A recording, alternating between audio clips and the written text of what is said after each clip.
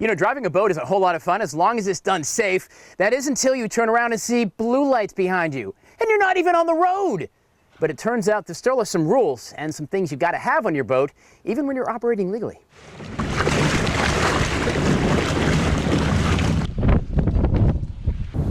Oh, man. Come on.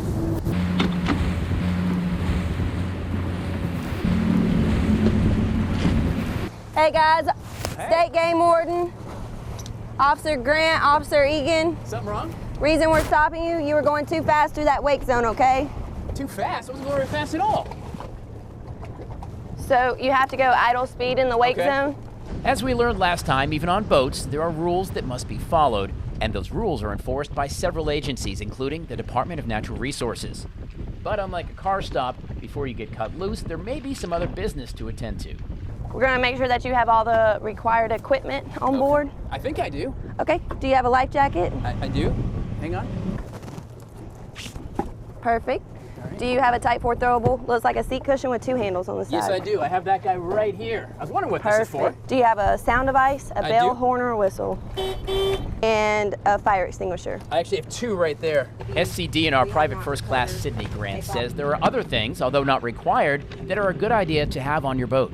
Make sure to have an extra way of communication like a radio. Make sure to put a cell phone in a waterproof bag so that if it does for some reason go over or get wet, that it does stay safe.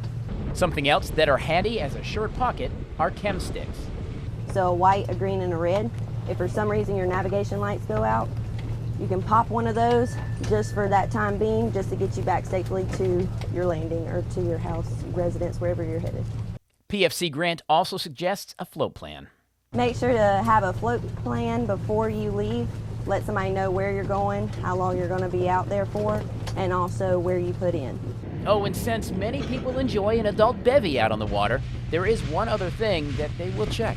Unlike on the road, you can actually hold a beer can or any type of alcoholic beverage and drink and operate the vessel. The main thing is not being intoxicated.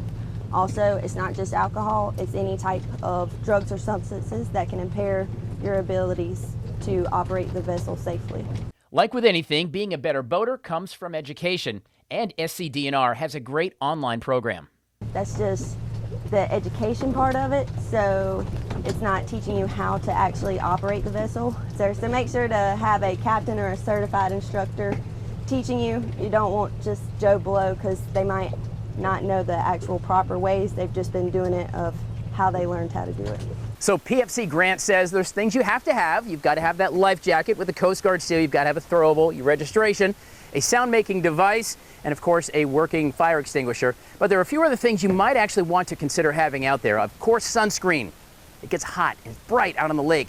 A VHF radio is a great idea as well. If your cell phone goes dead or you lose it, you can actually contact dispatch and the Coast Guard that way. Another great thing is to have a waterproof box. You have an extra phone, toss it in there in case it goes overboard. And speaking of cases, having a first aid kit is not a bad idea. Have all kinds of great stuff in there, as well as some what's called visual distress signals. These are flares and smokes and things like that should you need assistance during the day or the night.